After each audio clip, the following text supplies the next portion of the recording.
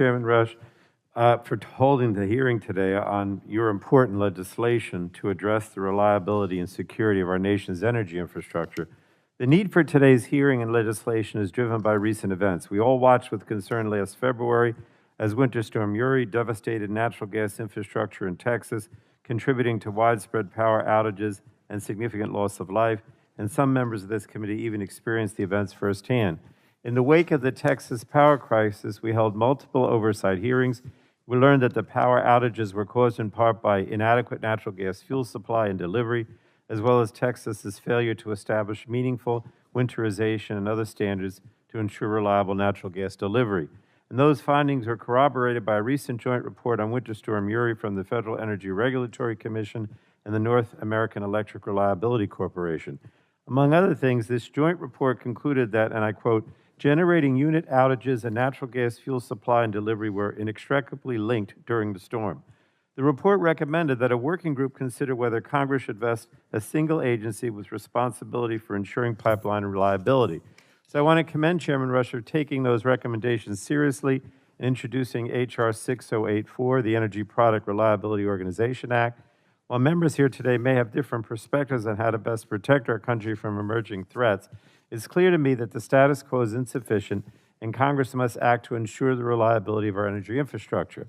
Given our current reliance on natural gas for power generation, it's critical we examine how we can best ensure our natural gas fuel delivery system does not again fail to keep the lights on.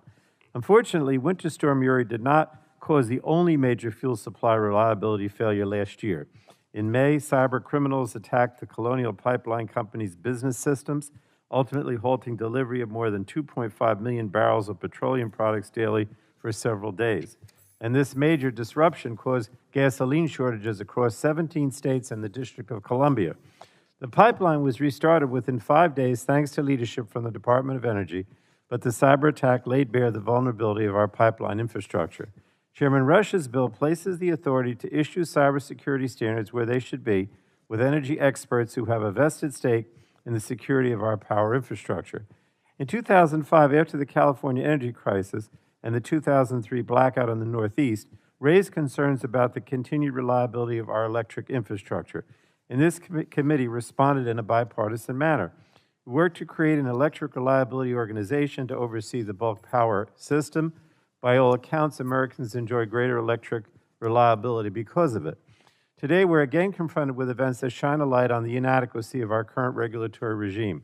I hope we can respond in a similar bipartisan manner by establishing a stakeholder-driven entity like NERC or NERC to maintain the reliable delivery of natural gas, petroleum, and other energy products until we fully transition away from volatile fossil fuels to carbon-free electricity and transportation sectors.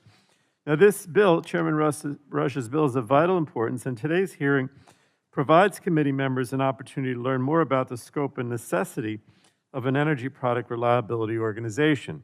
This hearing is the beginning of the process, and I look forward to hearing from consumer advocates, industry stakeholders, and others about how we can best tailor this legislation to safeguard our nation's pipeline infrastructure. We must find common ground on reforms to bolster the reliability and security of our pipeline and power infrastructure. The committee has a long history of bipartisan cooperation on these issues, and I hope we can work together to ensure our nation's pipelines and related facilities are operable during extreme weather events, protected from cyber exploitation, and able to address the evolving reliability and security risks of a changing world. So I want to thank our two witnesses, Deputy Energy Secretary Turk and FERC Chairman Glick, for joining us today. Look forward to our discussion.